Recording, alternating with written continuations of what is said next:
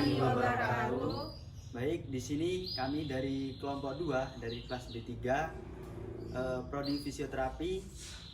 Kami mendapatkan tugas dari modul komunikasi profesional, yaitu yang dimana kita membuat video promosi kesehatan pada masyarakat.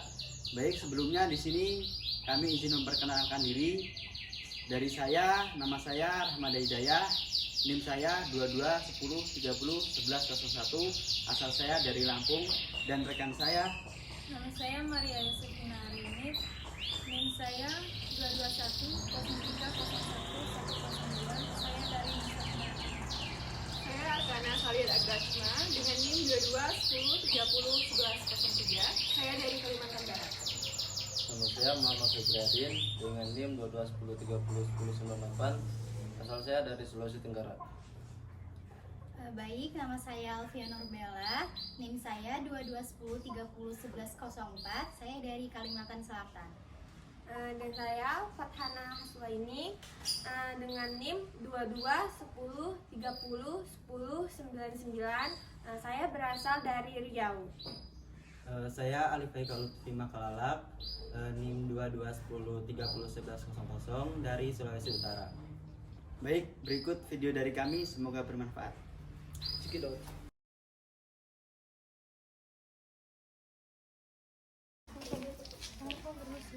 Assalamualaikum. Kami dari mahasiswa Universitas Aisyah Yogyakarta ingin melakukan promosi kesehatan terkait dengan LDP. Pak, apa Ibu bersedia meluangkan waktunya sebentar, Bu? Bapak Ibu. Oh, boleh. Makasih, Ibu.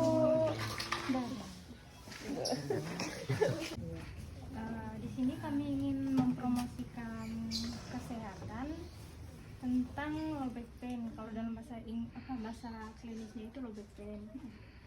Kalau umumnya itu nyeri punggung bawah. Gejala klinisnya itu ditandai adanya nyeri, terus rasa pegal atau perasaan tidak nyaman pada punggung bagian bawah. Biasanya juga nyerinya itu dari punggung sini sampai lutut. Itu saja. Bagaimana nyeri punggung bawah bisa terjadi? Kayak gini, Bu. Ibu biasanya kadang kalau bawa gas, tanpa bawa gas itu nggak boleh langsung ngambil gini, Bu. Harus jongkok dulu, baru diambil gitu. Nyeri pinggang juga bisa karena Ibu contoh kurang air minum, jadi Ibu harus minum minimal sehari 2 liter. Terus Ibu juga biasanya kalau nyeri karena ini Bu tulang kropos, kalau bahasa kaminya namanya osteoporosis gitu. Terus selanjutnya, Bu, saya akan menjelaskan tentang resiko yang dapat meningkatkan nyeri pada punggung bawah. Yang pertama itu ada obesitas atau kelebihan berat badan. Pada obesitas itu biasanya ada tekanan pada bagian tulang belakangnya yang membuat si penderita obesitas ini sulit melakukan pergerakan. Pada kita umumnya itu kalau bergerak bisa sampai ke bagian belakang, bisa kita sampai ke belakang. Tapi pada pengidap obesitas itu biasanya mereka nggak bisa menghadap sampai ke belakang. Terus cara duduknya itu kalau kita kan kalau duduk langsung duduk aja kan, Bu. Kalau pengidap obesitas itu biasanya mereka duduknya itu kayak perlahan,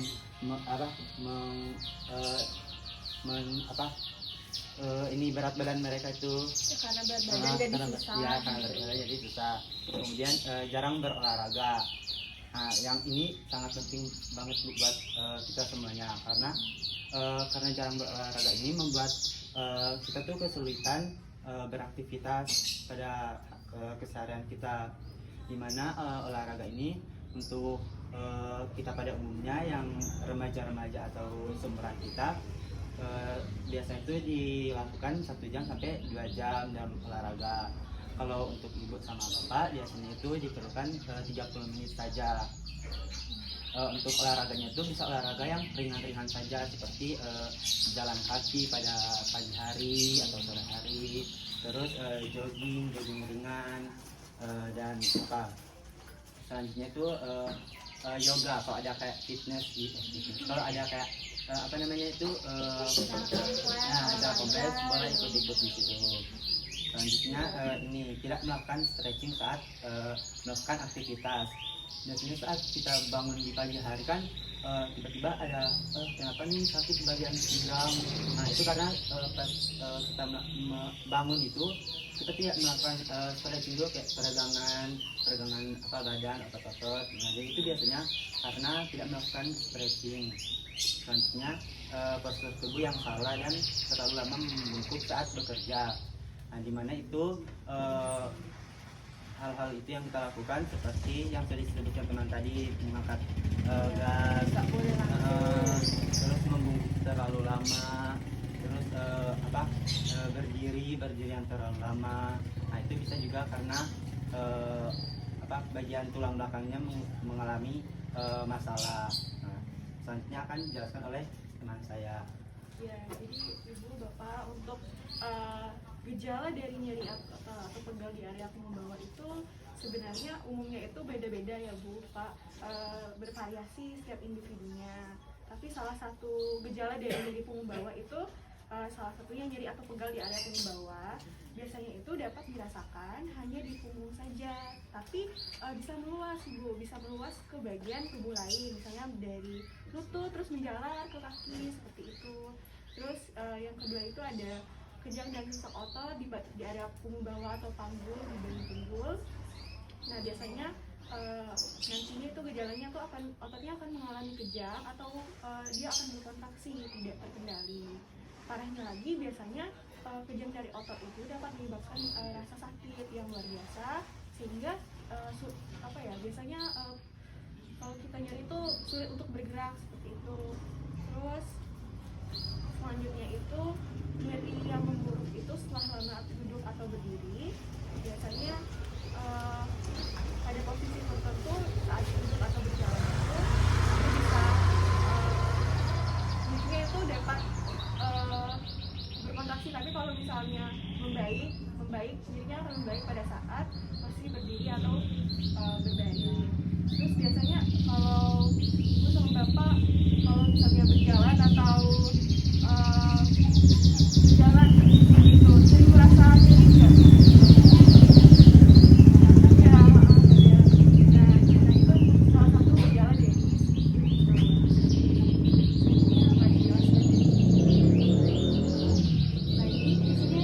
Tadi sudah dijelaskan pengertian, penyebab dan gejalanya. Di sini saya akan menjelaskan cara mencegahnya Bapak Ibu. Jadi kita kan lebih baik mencegah daripada mengobati. Cara mencegahnya itu bisa dengan olahraga secara teratur 3 kali seminggu minimal 30 menit untuk memperkuat otot. Olahraganya itu bisa olahraga-olahraga kecil yang ringan seperti kata Mas Alif tadi, bisa jalan-jalan di sekitar komplek atau senam yang bisa dilakukan di rumah. Selain itu bisa juga menjaga postur tubuh yang baik, sama seperti juga yang dijelaskan oleh Mbak Hana tadi, melakukan gerakan itu secara benar. Contohnya tadi saat kita mengangkat gas gitu, mungkin bisa dicontohkan oleh teman saya bagaimana caranya yang benar gitu Bapak Ibu. Jadi ini Bu, Ini contoh yang salah dulu. Contoh gerakan yang salah. salah tuh langsung Nah, ini akan menekan di jadi tumpuannya ini akan di punggung Bu. Jadi ini yang menyebabkan kita sering nyeri di bagian punggung. Nah, yang benar itu adalah gerakan seperti ini. Nah, kita itu bertumpunya di kaki. Nah, naik. Nah, di tumpuannya di kaki, jadi tidak di punggung Bapak Ibu seperti itu. Ya, untuk mengurangi.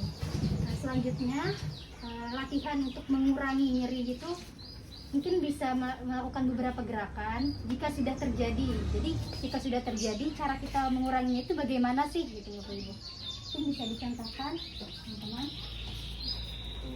beberapa gerakan yang bisa mudah dilakukan untuk di rumah. Nah, gerakan pertama kan kita lakukan kayak gini selama ya 8 sampai 10 detikan lah ini.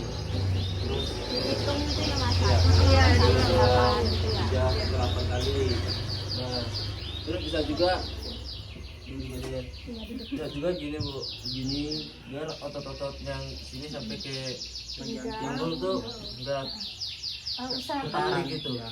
usahakan sampai ini Bapak Sampai Ibu. sentuh itu jari. Kalau nggak bisa sampai nggak bisa, mata sampai kaki di- aja.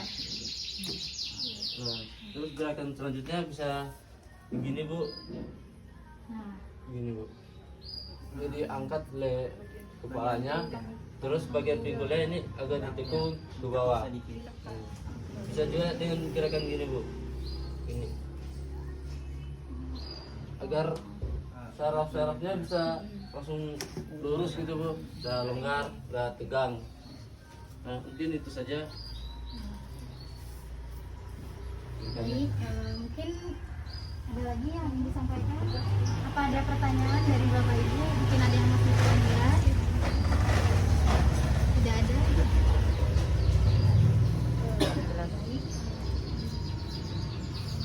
Jadi terima kasih sudah meluangkan waktunya.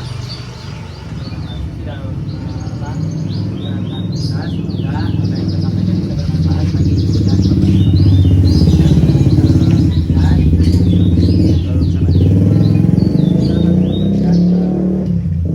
Mungkin ini bisa untuk jadi pembelajaran dibaca di rumah gitu. Oh iya.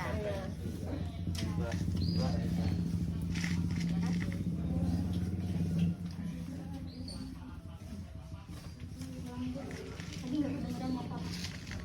Jadi terima kasih sudah meluangkan waktunya Bapak Ibu sekalian. Semoga bisa bermanfaat untuk kita semua dan bisa menjalaninya dalam kehidupan sehari-hari. Terima kasih. Assalamualaikum warahmatullahi wabarakatuh. Waalaikumsalam warahmatullahi wabarakatuh. Ini sebelumnya kami ada Iya. ini Bu, maaf. Seadanya Bu.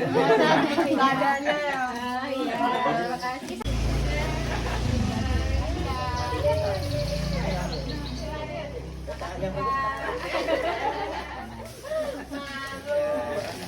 Terima kasih. Ya, mari-mari. Ya, mari.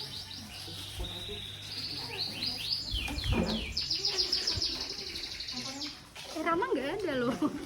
Baik, mungkin itu tadi video dari kami, yaitu kita promosi kesehatan di Desa Nusupan, Trihanggo, Gamping, Kabupaten Sleman. Mungkin itu saja yang dapat kami sampaikan. Semoga bermanfaat dan semoga kita semua bisa mengamalkan di kegiatan hari-hari kita. Wassalamualaikum warahmatullahi wabarakatuh.